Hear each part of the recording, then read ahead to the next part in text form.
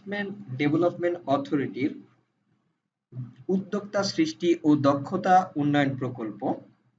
আমরা আজকে মডিউল 6 বিনিয়োগের উদ্যোগ গ্রহণ নিয়ে আলোচনা করব। সবাইকে আজকের আলোচনায় স্বাগত।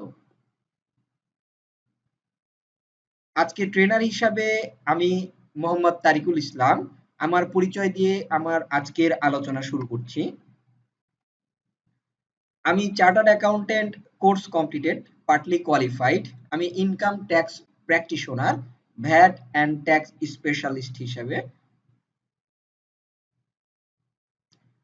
আমাদের আজকের যে বিষয় নিয়ে আলোচনা করব সেই বিষয়ের সর্বপ্রথম আমি সারসংক্ষেপ নিয়ে কিছু আলোচনা করছি। প্রশিক্ষণার্থী উদ্যোক্তাগণের জন্য বিনিয়োগের উদ্যোগ গ্রহণের প্রয়োজনীয় সকল পদ্ধতি সম্পর্কে ধারণা থাকা অপরিহার্য। এ কারণে প্রশিক্ষণার্থীদের যারা এখানে উদ্যোক্তা হিসেবে আছেন, উদ্যোক্তাদের এ বিষয়ে পাঠদান করা হচ্ছে। ফলাফল: প্রশিক্ষণার্থী বা উদ্যোক্তাগণ বিনিয়োগের উদ্যোগ গ্রহণের জন্য সহায়ক ধারণা অর্জন করবে আমাদের এই আলোচনা অনুষ্ঠান থেকে। আমরা আজকে যে বিষয়ে আলোচনা করব, আলোচনার মূল বিষয়টি হচ্ছে বিনিয়োগের উদ্যোগ গ্রহণ। বিনিয়োগের উদ্যোগ গ্রহণের সর্বপ্রথম যে বিষয়টা নিয়ে আলোচনা করব, ব্যবসার ধরন ও আরম্ভ করার প্রক্রিয়া। স্থানীয়, যৌথ এবং বিদেশি লাইসেন্স, পারমিট, ছাড়পত্র, ট্রেড লাইসেন্স কিভাবে করতে হয়, টিন ও ভ্যাট নিবন্ধন কিভাবে করতে হয়, আয়কর, আমদানি, রপ্তানি, শুল্ক এবং ভ্যাট সম্পর্কে আমরা আজকে আলোচনা করব। আমরা আজকে সর্বপ্রথম যে বিষয় নিয়ে বিশদ আলোচনা করব সে বিষয়টি হচ্ছে ব্যবসার ধরন ও আরম্ভ করার প্রক্রিয়া।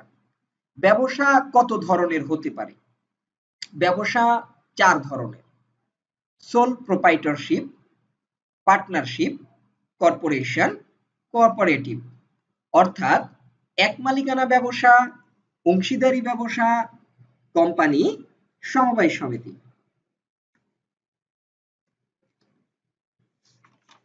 প্রোপাইটরশিপ ব্যবসা শুরু করার আগে, অর্থাৎ এক মালিকানা ব্যবসা শুরু করার আগে এক মালিকানা ব্যবসার কিছু বিষয়বস্তু আছে। এই মূল বিষয়গুলি হচ্ছে: কমপক্ষে 18 বছর বয়সের যে কোনো বাংলাদেশি নাগরিক একক মালিকানার জন্য যোগ্য। স্থানীয় বাণিজ্যিক ঠিকানা অবশ্যই একমাত্র মালিকানার ব্যবসায়ের ঠিকানা হিসাবে সরবরাহ করতে হবে। একমাত্র মালিকানার মুনাফা সত্ত্বার মালিকানাধীন ব্যক্তির উপার্জন হিসাবে বিবেচিত হয়, সুতরাং এটি ব্যক্তিগত আয়ের হিসাবে করের হারের সাথে সম্পৃক্ত হয়ে থাকে। বাংলাদেশে এক মালিকানা আইন সত্তা না হওয়ায় এটি অন্য একটি ব্যবসায়িক প্রতিষ্ঠানে নিবন্ধন করতে পারে না।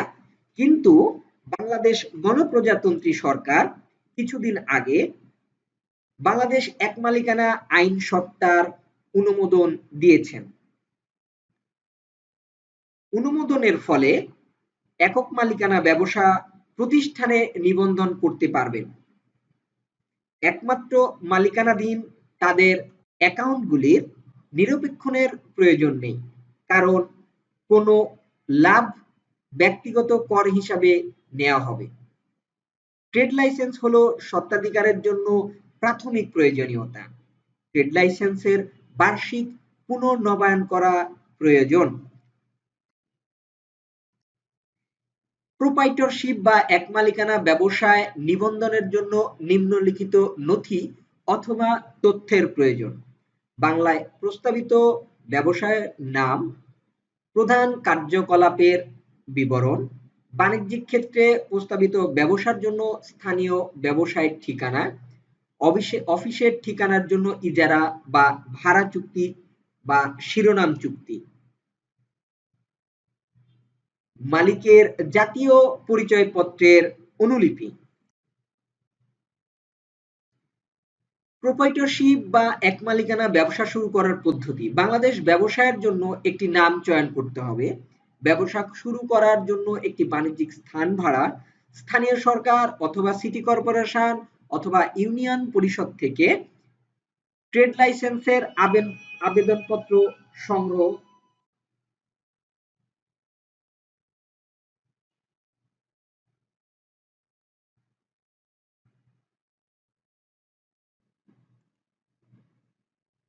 প্রোপ্রাইটরশিপ বা এক মালিকানা ব্যবসায়ে নিবন্ধনের জন্য নিম্নলিখিত নথি বা তথ্যের প্রয়োজন।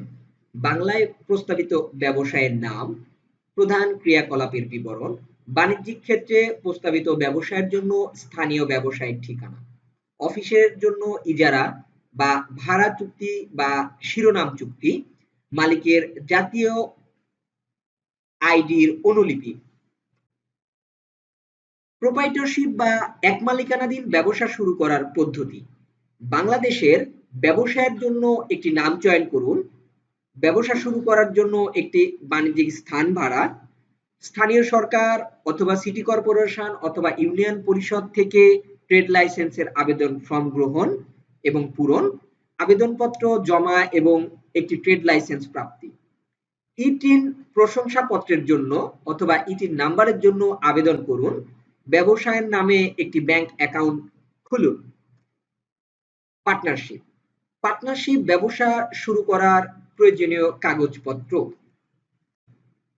প্রস্তাবিত অংশীদারিত্বের নাম, অংশীদারিত্বের চুক্তি যথাযথভাবে নোটারাইজড পাবলিক করা, অংশীদারদের বিশদ বিবরণ, অংশীদারদের আবাসিক ঠিকানা, অংশীদারিত্বের জন্য নিবন্ধিত ঠিকানার বিবরণ, প্রতিটি অংশীদারদের লাভের ভাগের শতাংশ। কোম্পানি।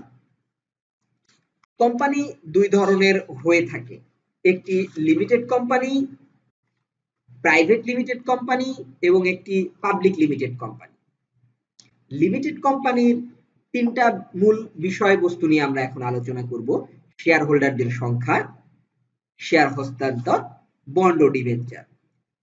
আইনের বিধান অনুযায়ী প্রাইভেট লিমিটেড কোম্পানিতে ন্যূনতম শেয়ার হোল্ডারদের সংখ্যা 2 জন এবং সর্বোচ্চ শেয়ার হোল্ডার 50 জন, অর্থাৎ 2 থেকে 50 জনের মধ্যে যে কোনো সংখ্যক ব্যক্তি একটি প্রাইভেট লিমিটেড কোম্পানি গঠন করতে পারেন। অন্যদিকে যদি শেয়ার হোল্ডারের সংখ্যা 50-এর বেশি হয় তাহলে সেটি হবে public limited company. Public limited কোম্পানিকে আইনের বিধিবিধান পালন করে পাবলিক লিমিটেড কোম্পানিতে রূপান্তরিত করা যায়। পাবলিক লিমিটেড কোম্পানির ক্ষেত্রে ন্যূনতম শেয়ার হোল্ডারদের সংখ্যা হতে হয় 7 জন এবং সর্বোচ্চ সংখ্যা নির্দিষ্ট নয়, অর্থাৎ 7 থেকে অগণিত ব্যক্তি একটি পাবলিক লিমিটেড কোম্পানি গঠন করতে পারে। পাবলিক লিমিটেড কোম্পানির ক্ষেত্রে বিশেষ আইনগত প্রক্রিয়া সম্পাদন করে এবং বাংলাদেশ সিকিউরিটি এক্সচেঞ্জ কমিশনের অনুমোদন সাপেক্ষে কোম্পানির অনুমোদিত সংখ্যক শেয়ার ইস্যু করতে হয় এবং সাধারণ বিনিয়োগকারী হিসাবে আপনিও স্টক এক্সচেঞ্জের মাধ্যমে উক্ত শেয়ার ক্রয় করে কোম্পানির শেয়ার হোল্ডার হতে পারবেন। একইভাবে যে কোনো সময় উক্ত শেয়ার বিক্রিও করতে পারবেন। শেয়ার হস্তান্তর। প্রাইভেট লিমিটেড ও পাবলিক লিমিটেড কোম্পানির শেয়ার হস্তান্তর এবং ক্রয় বিক্রয়ের ক্ষেত্রে পার্থক্যটা ব্যাপক। প্রাইভেট লিমিটেড কোম্পানির ক্ষেত্রে আইনের বিধি নিষেধ সাপেক্ষে এবং কোম্পানির সংঘ স্মারক অনুযায়ী শেয়ার বা উদ্যোক্তার অংশ হস্তান্তর করা যায়। সাধারণত একজন শেয়ার হোল্ডার তার শেয়ার হস্তান্তর বা বিক্রি করতে চাইলে বিদ্যমান শেয়ার হোল্ডারদের মাঝেই করতে পারেন, তবে বোর্ড অফ ডিরেক্টর অর্থাৎ পরিচালনা পর্ষদ অনুমোদন সাপেক্ষে অন্যত্র বিক্রয় বা হস্তান্তর করা যায়। অন্যদিকে পাবলিক লিমিটেড কোম্পানির ক্ষেত্রে এসব বাধা নিষেধ প্রায় পুরোপুরি শিথিল। একজন সাধারণ বিনিয়োগকারী যে কোনো সময় শেয়ার বিক্রয় বা হস্তান্তর করতে পারেন। স্টক এক্সচেঞ্জ তালিকাভুক্ত পাবলিক লিমিটেড কোম্পানি পরিচালকগণের ক্ষেত্রে নিয়ন্ত্রক সংস্থার অনুমতি নিতে হয়। বন্ড ও ডিবেঞ্চার বিক্রয়। বন্ড হচ্ছে এক ধরনের ঋণ যা ইস্যু করে কোম্পানি অর্থ সংগ্রহ করে, কিন্তু প্রাইভেট লিমিটেড কোম্পানির এই ধরনের ঋণপত্র বা ডিবেঞ্চার ইস্যু করে অর্থ সংগ্রহের কোনো সুযোগ নেই। আইনের বিধিবিধান পরিপালনের সাপেক্ষে শুধুমাত্র পাবলিক লিমিটেড কোম্পানি জনসাধারণের কাছ থেকে শেয়ার বা বন্ড বিক্রি করে অর্থ সংগ্রহণ করে।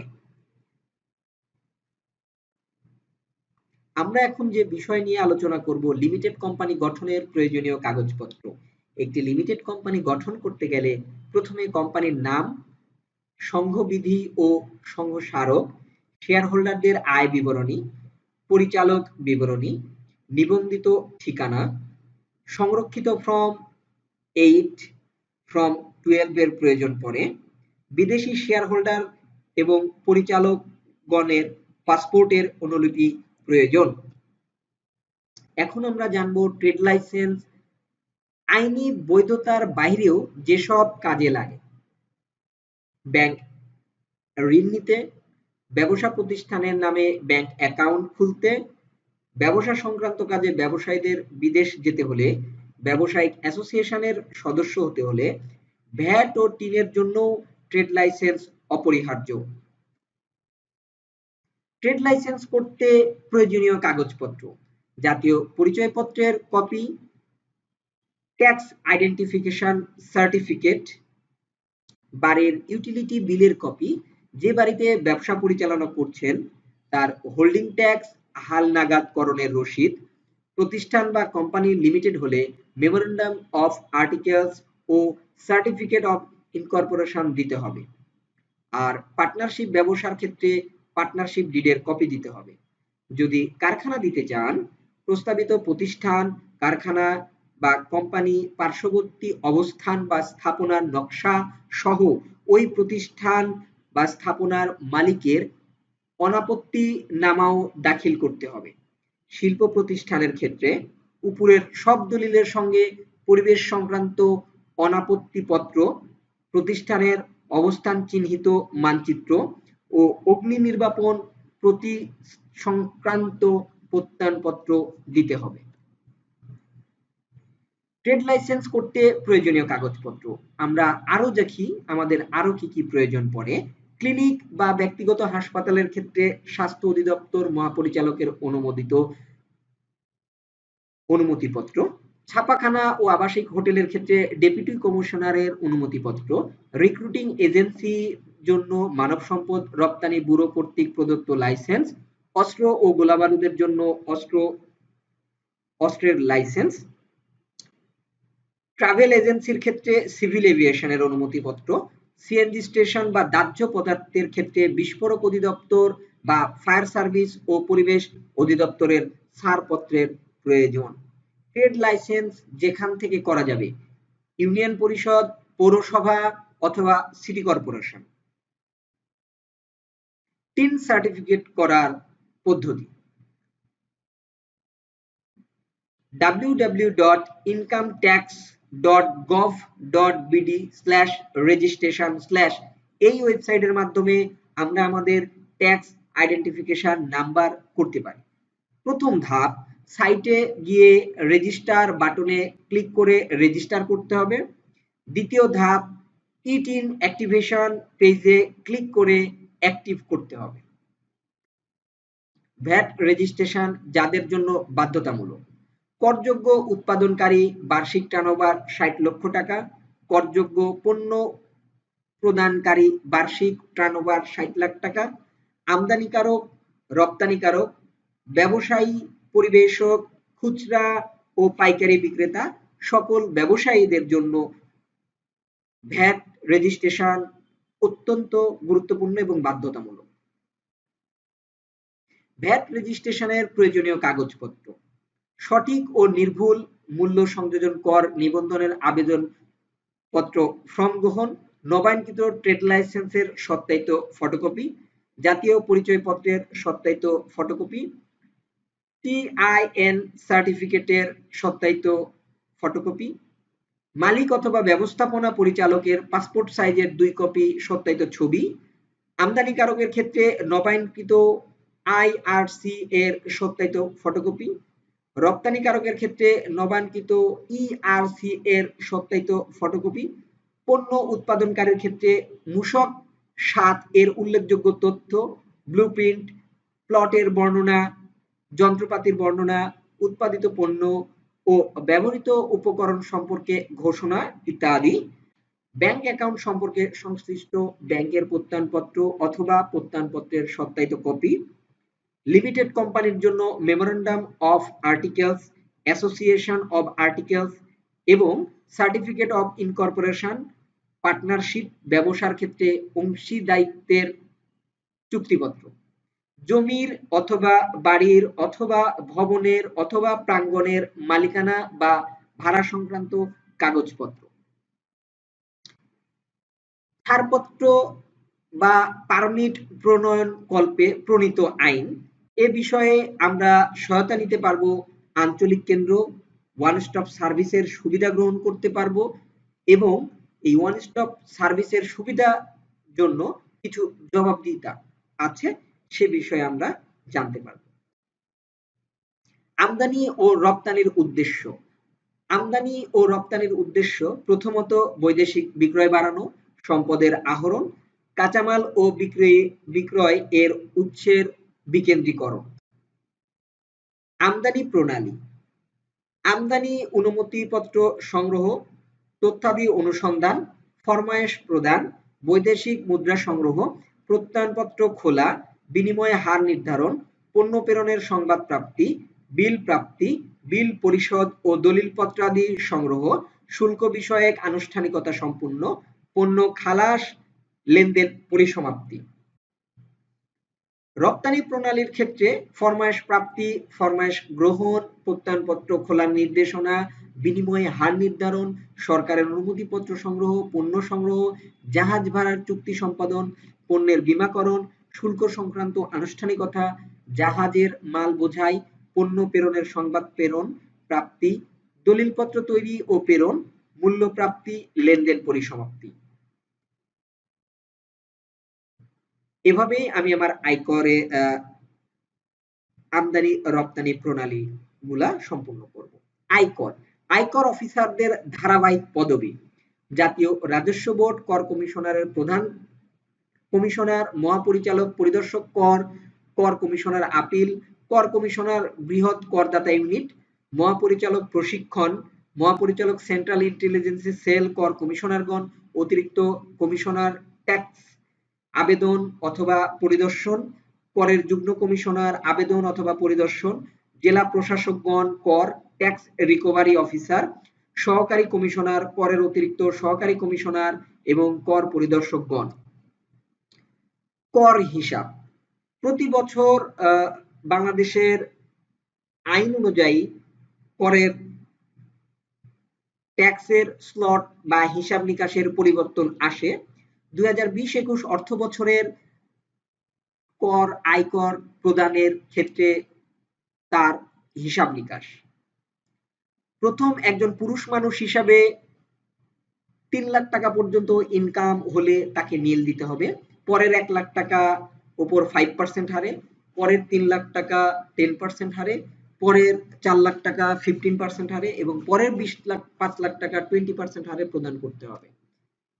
একজন নারী আয়কর দাতার ক্ষেত্রে 3,50,000 পর্যন্ত করের পরিমাণ 0 অর্থাৎ নীল, পরের 1 লাখ টাকার উপর 5%, পরের 3 লাখ টাকার উপর 10%, পরের 4 লাখ টাকার উপর 15% এবং পরের 5 লাখ টাকার উপর 20% হারে কর দিতে হবে। বিভিন্ন সংস্থা বা কোম্পানির ক্ষেত্রে প্রযোজ্য আয়কর হার: পাবলিক ট্রেডের সংস্থার ক্ষেত্রে 25%, নন পাবলিক ট্রেডের ক্ষেত্রে 35%, সর্বজনীনভাবে তালিকাভুক্ত এবং চতুর্থ প্রজন্মের ব্যাংক বা এফআই এর ক্ষেত্রে 40%, অন্যান্য ব্যাংক এবং এফআই এর ক্ষেত্রে 42.5%, মার্চেন্ট ব্যাংক হলে 37.5%, সিগারেট উৎপাদনকারী সংস্থা বা অন্যান্য সংস্থার ক্ষেত্রে 45%, মোবাইল অপারেটরদের ক্ষেত্রে 45% হারে ট্যাক্স প্রদান করতে হবে। তো এভাবেই আমরা আমাদের আয়কর হিসাবগুলা করে থাকবো। আর আজকে আমরা যে বিষয়ে আলোচনা করলাম এই বিষয়ে সকলে ধৈর্য ধরে আমাদের সাথে ক্লাসে অংশগ্রহণ করলেন বা আলোচনায় অংশগ্রহণ করলেন, এজন্য সকলকেই ধন্যবাদ জানাচ্ছি। সকলে সুস্থ থাকবেন। আল্লাহ হাফেজ।